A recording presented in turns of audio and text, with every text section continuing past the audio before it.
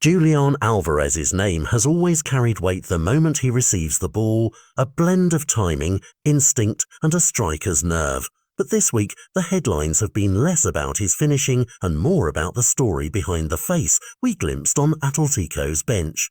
Cameras caught him leaving the pitch with a visible muttered frustration. Always me, a short, raw moment that suddenly unlocked 1,000 questions. Is he unhappy with how Diego Simeone is using him? Is he being played out of position?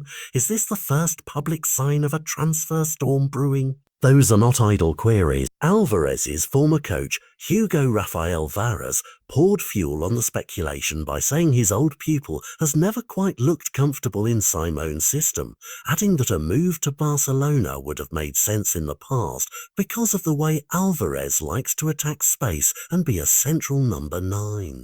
That comment alone reframes what looked like a small private frustration into a storyline that could have ripple effects across La Liga's biggest clubs. At the heart of it is a tactical clash. Simeone's Atletico has repeatedly prioritised compact defence and quick transitions, and in that setup a striker can sometimes be asked to perform unglamorous tasks, pressing, guarding wide channels. Tracking back, duties that risk blunting the edge of a forward whose best traits are arriving late in the box and finishing clinically.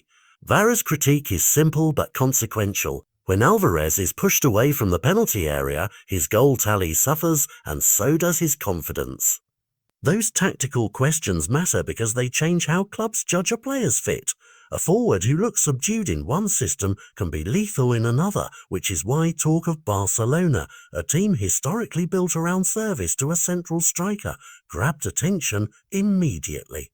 Then, just as the rumour mill was warming up, another subplot arrived. Franco Mastantuono, the Argentine teenager who recently joined Real Madrid and whose name has been buzzing in the transfer pages, was tied in some reports to an interest in Alvarez. Whether Mastantuono pursued at the move, or whether outlets framed a more complicated market dynamic, is a simple human ask. The narrative read like fuel on an already smouldering fire. What if Real, with room, resources, moo, and the aura to tempt big names, decided to push for Alvarez as a marquee addition? Now imagine Barca watching the same horizon. That's how a player's public frustration becomes the hinge for a two-club tug-of-war that could dominate the next window.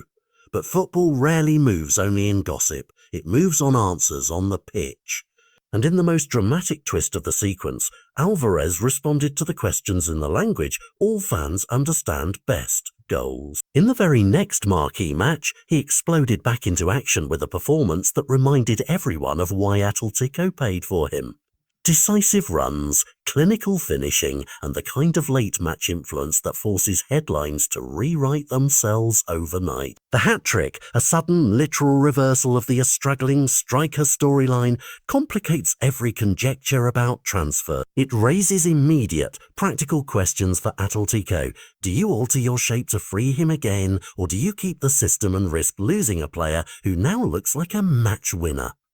For Barcelona Real, it changes the calculus too.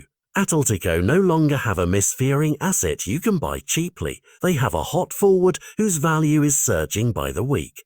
Off the field, agents, club markets and national team selectors are watching closely. For Argentina, wear the no. 9 shirt is as much a badge of identity as a tactical position. Alvarez's form matters for World Cup cycles and national pride. For fans, the storyline has everything that makes football addictive: human emotion, tactical debate, the whisper networks of transfers, and the sudden redemption arc that can upend a rumour into real demand. So what happens next? If Atletico wants to keep him, they must either adjust their plan to suit the player or risk igniting the market interest that will only make him more expensive.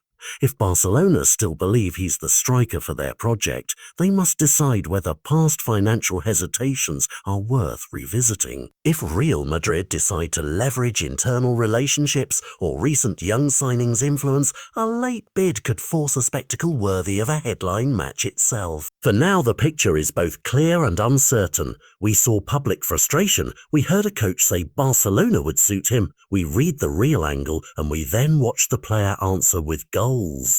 That sequence, anger, suggestion, temptation, and sudden redemption, is a classic transfer narrative in microcosm, and it guarantees that every next match, every training lineup, and every transfer whisper will be examined under a brighter spotlight. Which side wins this tug-of-war will depend on more than money. It will hinge on tactics, timing, and whether Julian Alvarez wants to be the heartbeat of Simeone's Atletico or the centrepiece of one of Spain's giants. For now, the only certainty is drama, and that makes the coming weeks a must-watch for anyone who follows La Liga.